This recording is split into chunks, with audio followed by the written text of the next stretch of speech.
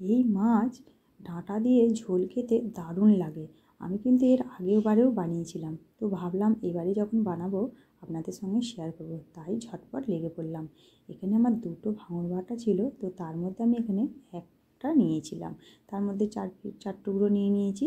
নিয়ে এর মধ্যে লবণ, হলুদ আর লঙ্কার গুঁড়ো ভালো করে মেখে নিতে হবে, যাতে মাছগুলোর মধ্যে যায় আর মাছগুলো খুব টেস্টি হবে।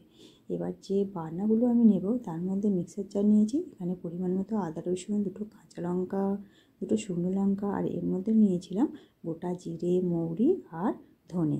আমি কিন্তু এখানে একটু গরম জল দিলাম। এবারে মাছগুলোকে দেখুন লাল করে ভেজে নিলাম। মাছগুলোকে কিন্তু ভালো করে ভেজে নিতে হবে।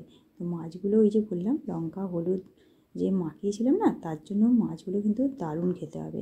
এবারে ওই তেলের মধ্যে আমি দিয়ে দিলাম ডাঁটাগুলো লবণ দিয়ে ভালো করে একটু লাল করে ভেজে নেব। এই ডাঁটাগুলো কিন্তু খুব স্বাদ বেশি এই ডাঁটার। তো এই ডাঁটা দিয়ে আমি আজকে ভাঙর বাটার ঝোল বানাবো। তো আমি আগের বারে তেল ঝাল করেছিলাম ভাঙর বাটা, তো এবারে আমি একটু ঝোল বানিয়ে দেখাবো। তো আমি এর আগে বললাম খেয়েছি, ভালো লেগেছে, তাই আপনাদের সঙ্গে শেয়ার করছি। এবারে ওই তেলের মধ্যে পেঁয়াজ, ক্যাপসিকাম, আলু দিয়ে ভালো করে নাড়াচাড়া করে ভেজে নেব। এবারে হ্যাঁ বন্ধুরা, লবণটাও দিয়েছি, লবণ দিয়ে ভালো করে ভেজে নিলাম।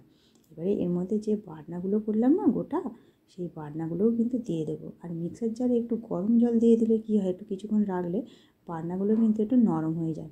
এবারে ওই বাটনাটা দিয়ে একটা টমেটো দিলাম আর স্বাদ মতো হলুদ দিয়ে ভালো করে কষিয়ে নেব। যত মশলাটা কিন্তু ভালো কষা হবে তত কিন্তু খেতে ভালো হবে। তো আমি বাড়িতে এইভাবে বানিয়েছি, আপনারাও কিন্তু এইভাবে বানিয়ে একবার দেখতে পারেন, দারুণ লাগবে। আর খেয়ে আপনাদের কেমন লাগলো অবশ্যই কমেন্ট বক্সে আমাকে জানাতে কিন্তু ভুলবেন না। আর ভালো লাগলে একটা লাইক করে দেবেন, আর বন্ধুদের সঙ্গে অনেক অনেক শেয়ার করে দেবেন। তো দেখুন মশলাটা আমার ভালোভাবে কষানো হয়ে গেছে। এবারে আমি পরিমাণ মতো জলটাকেও ঢেলে দেব।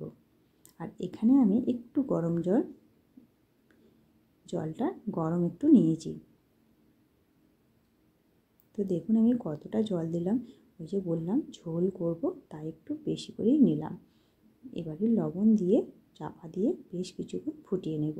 নেওয়া হয়ে গেলে এবার এর মধ্যে আলু ডাঁটা ভালো করে সিদ্ধ হয়ে গেলে মাছ দিয়ে আর ধনেপাতা উপর থেকে কুচি ছড়িয়ে দিয়ে 1 মিনিট চাপা দিয়ে রাখলেই আমার ঝোলটা কিন্তু একেবারেই রেডি হয়ে যাবে।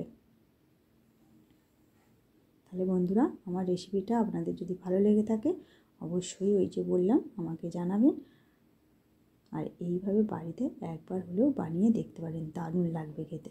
তো দেখতেই পাচ্ছেন আমার ভাঙর বাটার ঝোল একেবারেই রেডি হয়ে গেছে। তো আজকের মতো টাটা।